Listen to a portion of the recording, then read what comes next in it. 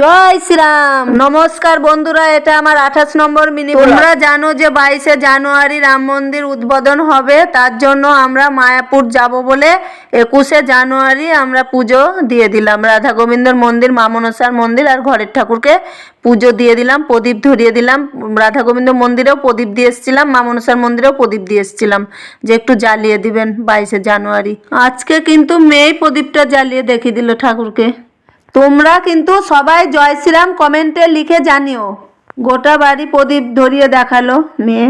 বাড়িতে সব ঠাকুরই আছে, কিন্তু জয় শ্রীরামের ফটো ছিল না, তার জন্য মেয়ে আবার পতাকা নিয়ে এলো জয় শ্রীরামের।